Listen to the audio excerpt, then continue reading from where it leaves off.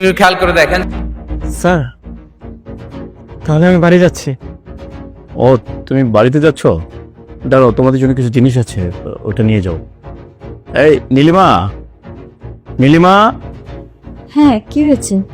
ওই যে গত পরশুদিন তোমাকে 3টা প্যাকেট দিয়েছিলাম না রাখতে, শাড়ি কাপড়ের, ওই প্যাকেট 3টা নিয়ে আসো তো। ও আচ্ছা, হ্যাঁ আনছি। বেতনটা তো ঠিকঠাক পাইছো? জি স্যার, পাইছি। টাকা পয়সা নিয়ে আব্বু আম্মুর হাতে দিবা, ঠিক আছে? টাকা পয়সা নষ্ট করো না। আচ্ছা। এই না তোমার প্যাকেটগুলো। আরে এগুলো না তো, ওই যে তোমাকে 3টা প্যাকেট দিলাম না অনেক দামি শাড়ি কাপড়ের, ওই প্যাকেটগুলো নিয়ে আসো। ও আচ্ছা, ওই দামি কাপড়ের প্যাকেটগুলো, ওইগুলো তো আমি আমার বাপের বাড়ি পাঠিয়ে দিচ্ছি। ওইখানে আমার কিছু আত্মীয় স্বজন আছে তো, তাদের জন্য। তো ওগুলি কেন পাঠিয়েছো? ওগুলো তো আমি ওদের আব্বু আম্মুর জন্য কিনে নিয়ে আসছি। আরে একই তো কথা হইলো, এগুলো তো ভালো কাপড়। কি বললে তুমি? আমি পুরান কাপড় দিব? এই তোমার পিন্দা কাপড়, এই পুরান কাপড়গুলো আমি দিব? এগুলি কি কাপড়? হ্যাঁ, এগুলি কি?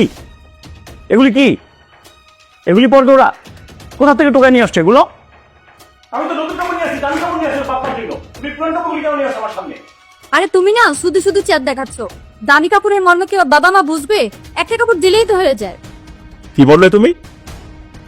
মানে ওরা দামি কাপড়ের মূল্য বুঝবে না দেখে সেই জন্য তাদেরকে আমরা দামি কাপড় দিব না? তোমার কি বিবেক ইনসাফের মাথা খাইছো?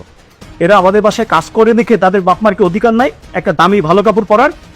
হ্যাঁ, ওদের যদি সামর্থ্য থাকতো তাদের বাপমাকে দামি কাপড় পরানোর, তারা আমাদের কাছে কাজ করতে আসতো না।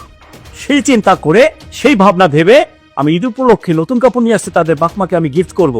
আর সেই কাপড় চোপড় গুলো তোমার বাপের বাড়িতে তুমি পাঠিয়ে দিয়েছো তোমার আত্মীয় স্বজনের জন্য। কেন? তোমার আত্মীয় স্বজন কি গরিব? তারা খাইতে পড়তে পারে না এমনটা কিছু? একটা কথা মনে রাখবা, মানুষকে গিফট করবা, দান করবা, সাহায্য করবা, সেইখানেও ভেদাভেদ করে দেখছো কেন? যে মানুষগুলো সর্বদাই সর্বক্ষণ তোমার আশপাশে থাকে, তোমার সর্বদাই তোমার পাশে, তোমার সেবায় নিয়োজিত থাকে, সেই মানুষগুলোকে আগে ভালোবাসো। তুমি আজকে বিপদে পড়ো, অসুস্থ হয়ে পড়ো, ওরা তোমাকে আগে দৌড়ে নিয়ে যাবে মেডিকেলে। তোমার বাপের বাড়ির লোক পরে আসবে। এখন এই মুহূর্তে আমি যেই কাপড় তোমাকে দিয়েছি সেম কাপড় তুমি মার্কেট থেকে কিনে এনে ওর বাপ মাকে দিবে। তোমার এগুলি ঘরে নিয়ে যাও, এগুলি সব ঘরে নিয়ে যাও। নাও, নতুন কাপড়, দামি কাপড় কিনে যেই কাপড় দিয়েছি সেই কাপড় এখন কিনে ওদেরকে দিতে হবে।